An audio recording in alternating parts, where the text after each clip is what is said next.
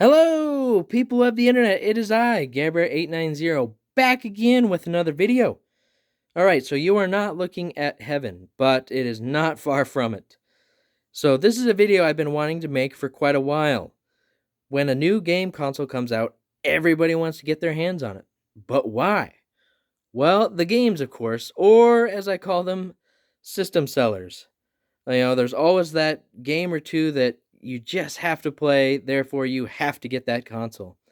So I thought it would be fun to go through my collection and see what are my system sellers.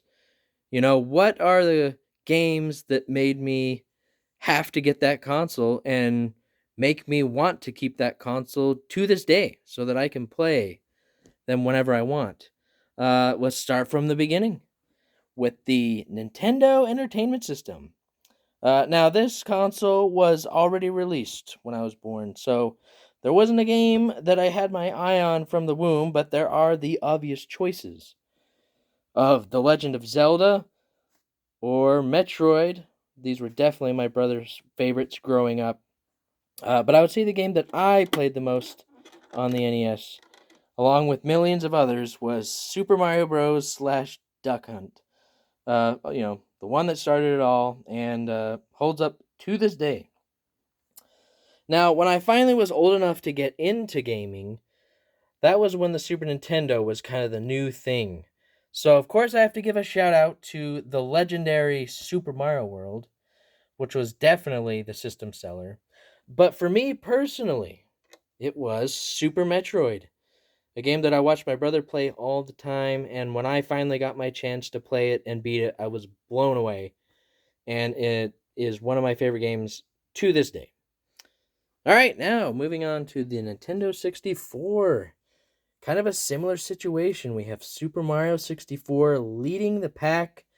That was definitely the game that everybody wanted to play. But then it kind of switched to The Legend of Zelda Ocarina of Time, and for good reason, because this game is a masterpiece, and definitely, if not my favorite game of all time, one of them.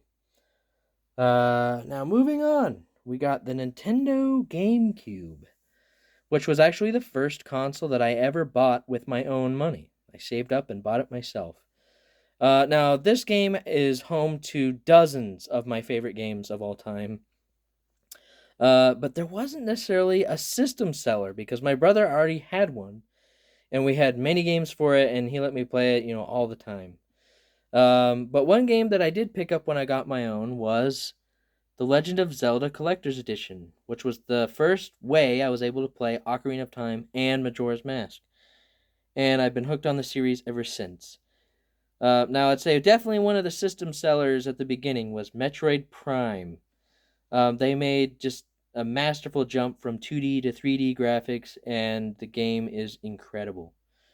And another game I felt like I needed to give a shout out to that is actually a GameCube exclusive to this day is Eternal Darkness Sanity's Requiem. Just such an incredible, unique game. There's really none that are like it, and I highly suggest that you check it out and play it because it's one that I come back to all the time on the GameCube. Okay, now moving on, we got the Nintendo Wii, which everybody and their mom had. I would say probably Wii Sports was the system seller for sure. Followed closely by Super Mario Galaxy. And I have to give a shout out to The Legend of Zelda Skyward Sword, which is an incredible game, and I was just blown away when I was able to finally get my hands on it. But you're probably wondering, why is Red Steel there? That's not one of the games that the Wii is known for. But actually, when they showed gameplay of Red Steel when they first unveiled the Nintendo Revolution, which was its code name, I remember just being absolutely blown away by the graphics.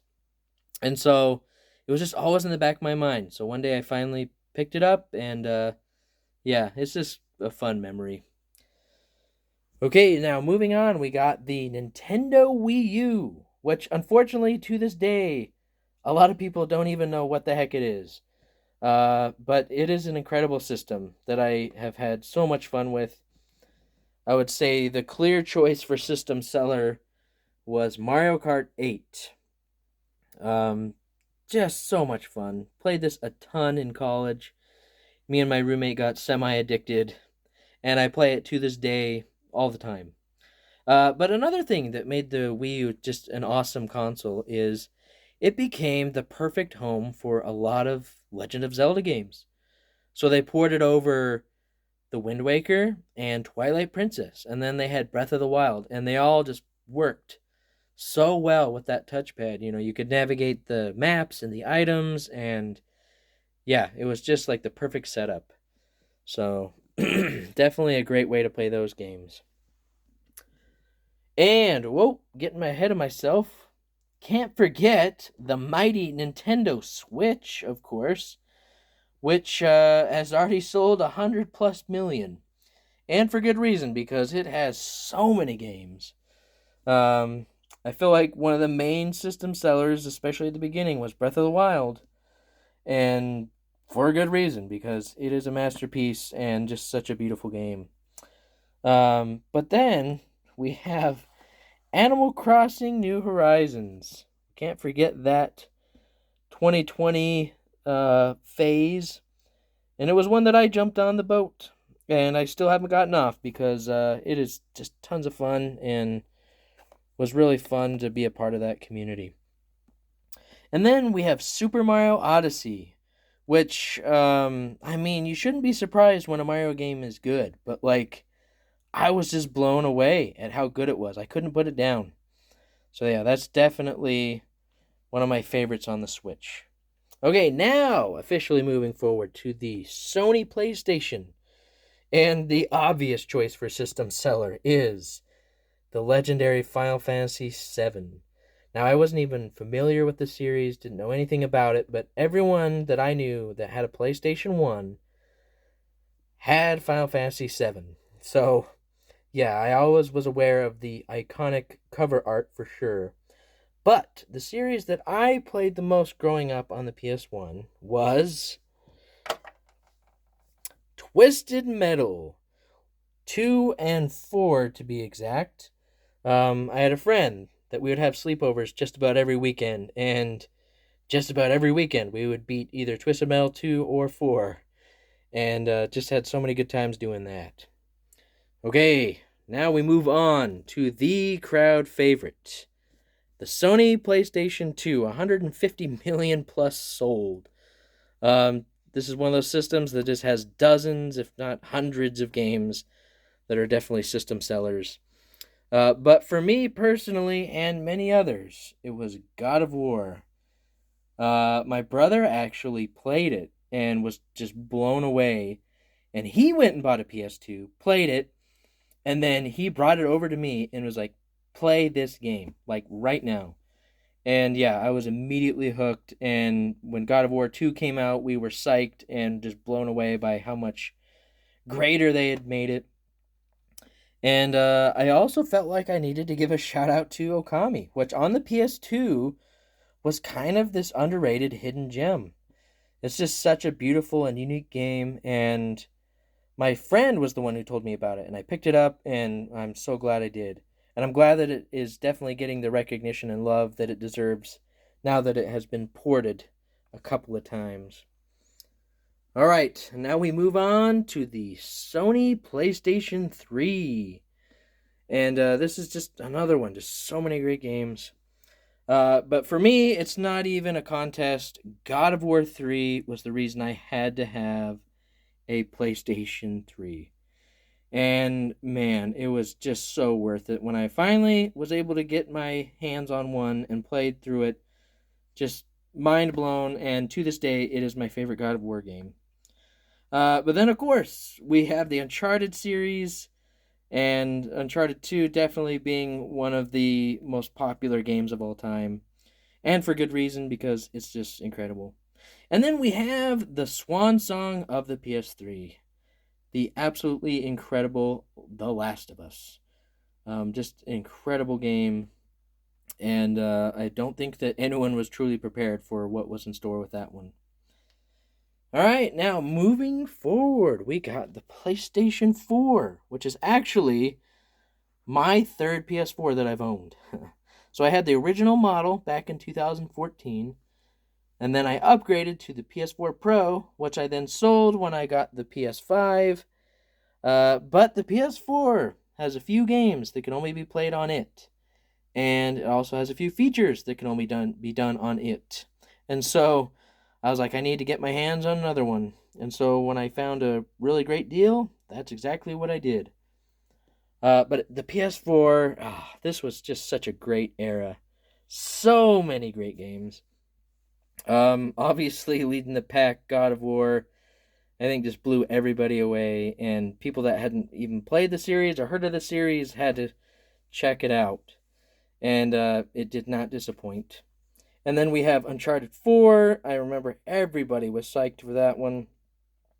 And then we have The Last of Us Part 2, which I know is a bit controversial, but I feel like there's no denying that gameplay wise alone, it is a masterpiece. Like, just what they were able to do is incredible, and it's one of my favorite games of all time.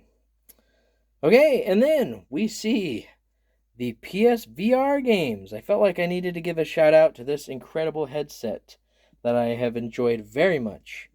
So, the system seller for that one, for me, was Robinson the Journey. Just graphically, it looked incredible and just so unique and was just a blast to play through. But my favorite PSVR games, I think it just depends on the day, is either Moss or Astrobot Rescue Mission. Both just absolutely incredible games that I have thoroughly enjoyed and I play all the time. All right, and now wrapping us up for PlayStation, of course, is the most recent PS5. Now this one definitely launched with some great games. I feel like Demon Souls was kind of the system seller at the time because everybody was so excited to play this incredible remake. But for me personally, it's going to be Ratchet and Clank Rift Apart, which, man, just another killer Ratchet and Clank game. Had a blast playing through it. Can't wait to play through it again. But yeah, so that's going to finish us up for the PlayStation consoles. But I felt like we couldn't forget the legendary Sega Dreamcast. Now, some of you might be wondering, hey, where are the Sega consoles? Well, unfortunately, I grew up with Nintendo. I really didn't get to play a lot of Sega, but I actually saw a documentary about this game here, Shenmue, and I just thought it was so interesting, and it was actually the most expensive video game ever made at the time. Like, the budget was huge at the time. But yeah, it was so unique and interesting and intricate. I was like, I gotta play this. And so I got my hands on a Sega Dreamcast and a copy of Shenmue, and it is awesome, and I'm glad that I was able to check that out. All right, now we move on to the Xbox, and there is no question on this one. Halo. Everybody played Halo. Everybody had to play Halo. Just an incredible game, and I remember initially I wanted an Xbox to play Halo. But I kind of moved past the phase a little bit. I got distracted by other games. But then I played Fable at my brother's apartment many moons ago, and I was just blown away. It was just such a unique and cool experience, and so I did absolutely everything I possibly could to get my hands on an Xbox so I could play Fable. And man, it felt good when I was able to plug in my Xbox and play my copy of Fable. And I think I played through it at least like 2 or 3 times in a row. So many good times. And now, the same can be said for this incredible console, the Xbox 360. I know a lot of people enjoyed the heck out of this one, myself included. So this one, of course, Halo 3 leading the charge. That was the game that everybody had to get, and I feel like everybody loved it. And then there was Gears of War, which was a new series that just blew me away. I had rented it, and I loved it so much that as soon as I returned the game, I literally drove to GameStop and just bought it because I knew I was going to be playing through it many more times. And then another one, BioShock, which was actually an Xbox 360 exclusive for a time, just blew everybody away. I feel like this is one that kind of was under the radar, and then once people started playing it and realizing how amazing it was, then the word got out. And to this day, it is definitely one of my favorite games of all time. All right, next we got Xbox One, which I did have the original model. And then I upgraded to the Xbox One S and then the One X. Now, this Xbox One system seller for sure was Halo the Master Chief Collection. And for good reason, because it was awesome to have all those games all remastered, looking incredible. And yeah, no doubt there. But then, of course, we had Halo 5, which I know was a little controversial, but still a great game. And then we have a hidden gem of sorts, Ori and the Blind Forest, which once word got out, it was like a must play, and for good reason, because it's an incredible game, and the sequel is just as good. But the system seller, for me personally, was this game right here, Sunset Overdrive. I love the art style and the gameplay, just everything looks so insane and over the top. So yes, one day I finally got my hands on an Xbox One, and this is the first game that I bought, and I definitely was not disappointed. It was on par with Insomniac games for sure. All right, and now, last but not least, we have the Xbox Series X, which, Xbox has definitely gone a different route, because this one doesn't really have console exclusives, at least not yet. It's more that you get the games looking as good as they can look, and as playing as good as they can play. But I definitely picked up Assassin's Creed Valhalla day one, and that looks absolutely incredible, and I have put almost 200 hours into it. So I guess I would say that was a system seller for me, because I love the Assassin's Creed games. But yeah. So that's going to do it here for system sellers. Let me know, what are your system sellers? What are the games that you just had to play, so you had to get your hands on a particular console? But yeah, anyways, as always, thanks for watching, and have a good one.